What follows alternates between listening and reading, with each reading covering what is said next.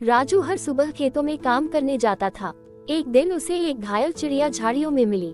उसने उसे उठाया, अपने घर लाया और छोटे से पिंजरे में रखकर उसकी देखभाल की। हफ्तों बाद चिड़िया उड़ने लायक हो गई।